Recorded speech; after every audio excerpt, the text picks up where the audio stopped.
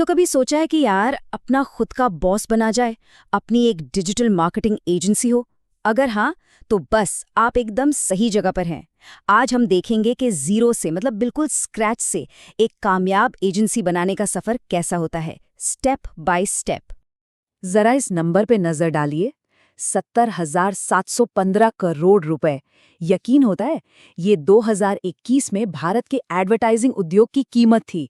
मतलब ये एक बहुत बहुत बड़ा बाजार है और इसमें मौके हर दिन बढ़ रहे हैं, खासकर डिजिटल की दुनिया में।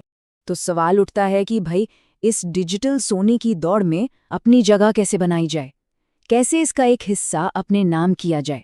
फिक्र मत कीजिए, आज हम इसी का पूरा रोड मैप समझने वाले हैं। तो आज का हमारा सफर कुछ ऐसा होने वाला है। सबसे पहले समझेंगे कि ये डिजिटल गोल्ड रश असल में है क्या। फिर देखेंगे कि अपना एक खास निच यानी अपनी स्पेशलिटी कैसे ढूंढी जाए। उसके बाद अपनी एजेंसी का इंजन यानी सिस्टम कैसे बनाएं। फिर आती है सबसे जरूरी चीज, डील पक्की करना। और फिर एक फाउंडर से सीईओ बनने का सफर कैसा होता है। और आखिर में वो कौन सी चाबियां हैं जो कामयाबी का ताला खोलती हैं। चलिए, सबसे पहले एक सोच बदलते हैं। एजेंसी शुरू करना मतलब कोई टिपिकल स्टार्टअप नहीं है जहां बस पैसा जलाया जाता है। नहीं, इसको एक लाइफस्टाइल बिजनेस की तरह देखना चाहिए। मतलब एक ऐसा बिजनेस जो आपको सिर्फ पैसा ही नहीं बल्कि अपनी शर्तों पर जीने की आजादी भी दे। अब आते हैं सबसे जरूरी चीज पर, आपकी एजेंसी की नींव यानी आपका नीश। सोचिए, ये बिल्कुल एक घर बनाने जैसा है। अगर नींव ही कमजोर रह गई तो पूरी इमारत ढह जाएगी। तो आपको ये बिल्कुल साफ करना होगा कि आप क्या बेचेंगे और किसे बेचेंगे। और यहीं पर सच बताऊं तो ज्यादातर नए लोग सबसे बड़ी गलती करते हैं। वो हर किसी को हर सर्विस देने की कोशिश करते हैं। अब जरा सोचिए, एक एजेंसी जो सिर्फ डेंटिस्ट के लिए वेबसाइट बनाती है और दूसरी जो सबके लिए वेबसाइट बनाती है, कौन ज्यादा कामयाब होगा? जाहिर है पहली वाली। क्यों? क्योंकि वो एक प्रॉब्लम के एक्सपर्ट बन जाते हैं। और ये बात ईशान शर्मा की इस कोट में बिल्कुल साफ हो जाती है। अगर अमीर बनना है तो आपके ग्राहक का अमीर होना जरूरी है। मतलब सीधा है, आपको ऐसे ग्राहक चुनने होंगे जिनके पास आपकी बेहतरीन सर्विस के लिए पैसे देने का बजट हो। अच्छा, कुछ उदाहरण देखते हैं। ये कितने स्पेसिफिक हैं। सिर्फ सोशल मीडिया मैनेजमेंट नहीं, बल्कि मुंबई में प्रोफेशनल्स के लिए पॉडकास्ट रिकॉर्डिंग या बैंगलोर में डेवलपर्स के लिए रियल एस्टेट फोटोग्राफी। देखिए, जब आप इतने स्पेसिफिक हो जाते हैं तो क्लाइंट ढूंढना बच्चों का खेल हो जाता है। तो एक मिनट रुक कर सोचिए, आपका वो हाइपर स्पेसिफिक निच क्या हो सकता है। बहुत बढ़िया। तो अब जब आपने ये तय कर लिया है कि क्या और किसे बेचना है, तो अब बारी है कैसे की, यानी अपनी एजेंसी का इंजन बनाने की, जो आपके लिए काम करेगा। देखिए, ज्यादातर लोगों का सफर यहीं से शुरू होता है।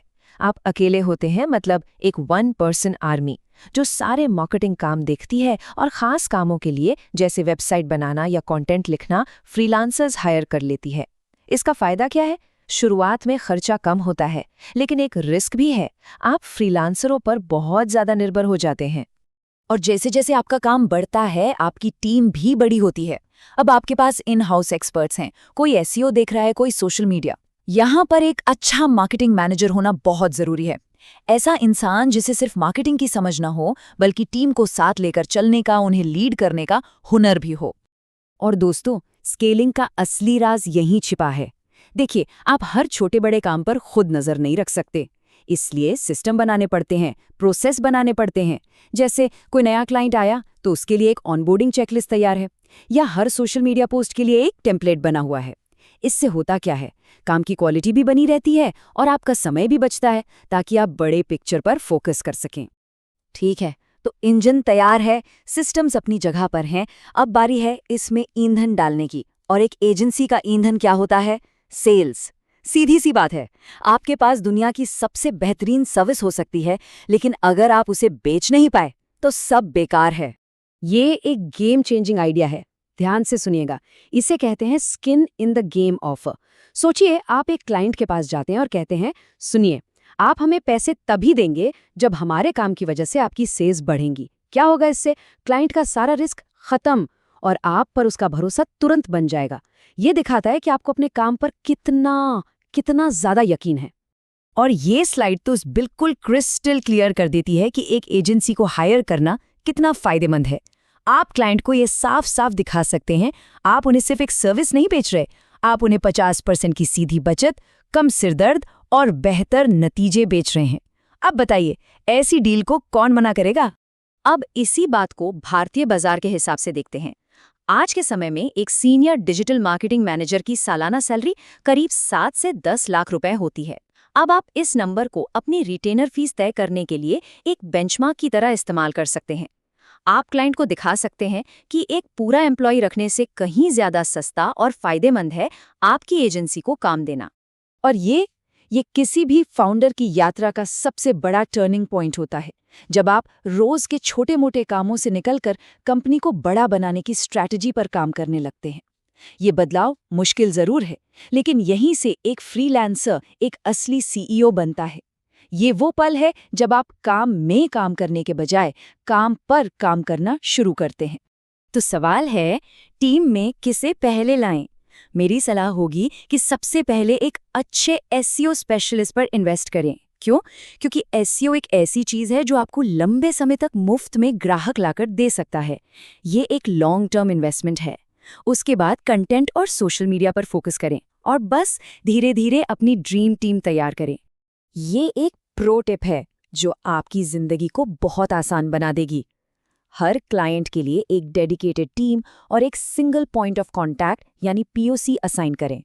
इससे क्लाइंट भी खुश रहता है क्योंकि उसे पता होता है कि किससे बात करनी है और आपको हर छोटी बड़ी बात के लिए परेशान नहीं होना पड़ता।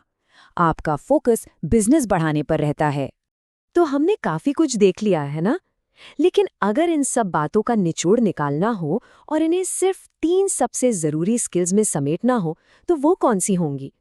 वो कौन सी 3 चीजें हैं जिनमें आपको महारत हासिल करनी ही पड़ेगी? ये हैं कामयाबी के वो 3 स्तंभ। पहला, सेल्स में माहिर बने क्योंकि बिजनेस में पैसा वहीं से आता है। दूसरा, बेहतरीन लोगों को टीम में लाएं क्योंकि आपकी टीम ही आपका असली प्रोडक्ट है, आपकी असली ताकत है। और तीसरा, सीखना कभी बंद ना करें क्योंकि डिजिटल की दुनिया में जो आज चल रहा है वो कल पुराना हो जाएगा। तो इन 3 बातों को याद रखें, बेचना, बनाना और हमेशा आगे बढ़ते रहना। देखिए, डिजिटल दुनिया रॉकेट की रफ्तार से बदल रही है और सच कहूं तो यही बात इसे सबसे ज्यादा रोमांचक बनाती है। तो सवाल ये नहीं है कि क्या आप तैयार हैं, सवाल ये है कि आप इंतजार किस बात का कर रहे हैं। आज ही अपना निच चुनें, वो पहला कदम उठाएं और अपनी कहानी लिखना शुरू करें।